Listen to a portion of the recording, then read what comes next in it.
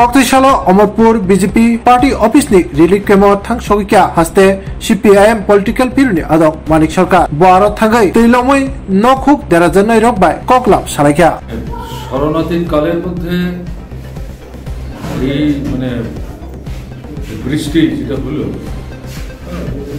এটা অভাবনীয়।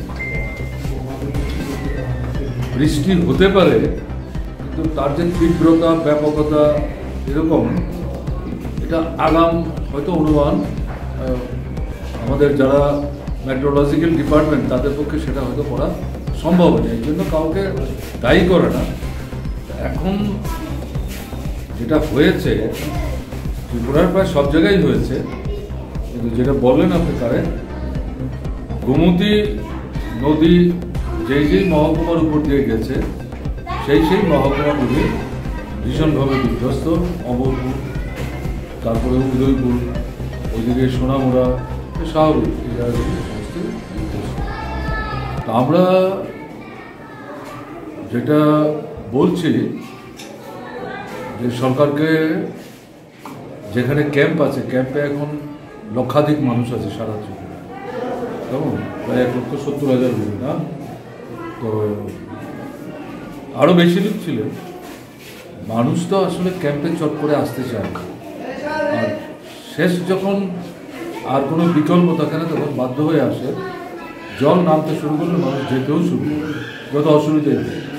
তারপরেও কালকে রাত অবধি যে তথ্য জানা গেছে তাতে বিরাট সংখ্যক মানুষ আছে। আমাদের সরকারের কাছে আবেদন হচ্ছে ক্যাম্পে যারা আছেন মেয়েদের নিরাপত্তা রক্ষা করা, শিশুদের দিকে বিশেষভাবে নজর দেওয়া এবং খাওয়া দাওয়াটা তাদের ঠিকঠাক করে দেওয়ার ব্যবস্থা করা, বিশুদ্ধ পানীয় জল সহ, এবং স্যানিটেশনটা মেনটেন করতে হবে, নাহলে কিন্তু ক্যাম্পে আবার নূতন করে অসুস্থ হতে পারে। হ্যাঁ, ডাক্তার বাবুরা আসবেন, ওষুধপত্র সরকার থেকে দেওয়ার ব্যবস্থা করবেন, কেমন? এটা হচ্ছে একটা দিক। দ্বিতীয় যেটা আমরা বলতে চাইছি সেটা হচ্ছে যাদের ঘর বাড়ি ভেঙে গেছে, চট করে যেতে পারবে, সেই জায়গাতে দ্রুত সরকার থেকে উদ্যোগ নিয়ে বাড়িঘর তৈরি করে দেওয়ার চেষ্টা করা, অন্তত পরিবারটা নিয়ে যাতে ঘরে উঠতে পারে। তারপরে আমরা যেটা বলছি, আপনার অমরপুরেই শুনলাম এসে যে 2 না 3 জন তারা এই বন্যার সময় প্রাণ হারিয়েছেন জলডুবে। সারা ত্রিপুরাতে এই সংখ্যাটা একটু বেশি, কেমন প্রায় এটা 25-এর মতো হবে। তো আমাদের বক্তব্য হচ্ছে এই পরিবারগুলোর পাশে সরকারকে দাঁড়াতে হবে। হ্যাঁ, এটা তারা হয়তো একটা অঙ্কের টাকা তাদের দেওয়ার চিন্তা করছেন, এটা খুব একটা যথেষ্ট না। এটা সর্বভারতীয় প্যাটার্নেই সেন্ট্রাল গভর্নমেন্ট থেকে যে টাকা এসছে সেটা ত্রিপুরা সরকার দেওয়ার চেষ্টা করছে। আমাদের আবেদন থাকবে এই টাকার পরিমাণটা বাড়ানো। দ্বিতীয় যেটা, এই যে পরিবার তাদের যদি যিনি মারা গেলেন তিনি যদি পরিবারের আয় উপার্জনের সাথে যুক্ত থেকে থাকেন, মারা গেলেন, এখন এই পরিবারটা চলবে কী করে?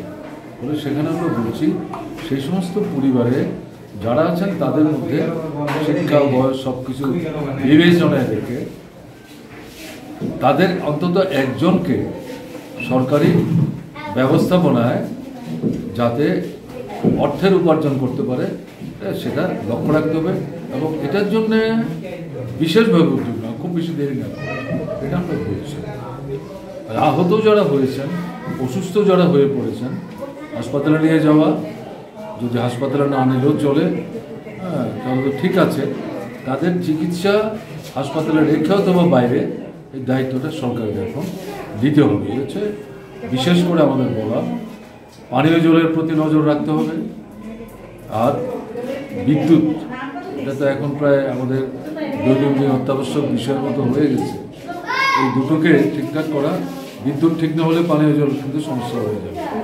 বাজার থেকে জলের বোতল কিনে ওটা পরিবারের পক্ষে সম্ভব, আর সরকারের পক্ষ ঘরে ঘরে এইভাবে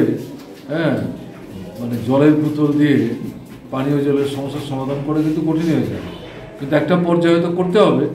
বিদ্যুৎটা ঠিক মতো নিয়ে গেলে পরে এই পানীয় জলের মেশিন এগুলো সেখানে চালু হলে সুবিধা হবে। এর বাইরে যেটা, সেটা হচ্ছে কৃষি তো বিরাট ক্ষতি হয়েছে, সরকারি ডিমান্ড করেছে প্রায় 15,000 কোটি টাকার মতো ক্ষতি হয়েছে এবং এটা চূড়ান্ত না, সরকার এখন ওটা চালাচ্ছেন, তথ্যাদি সংগ্রহ করছেন নেচার।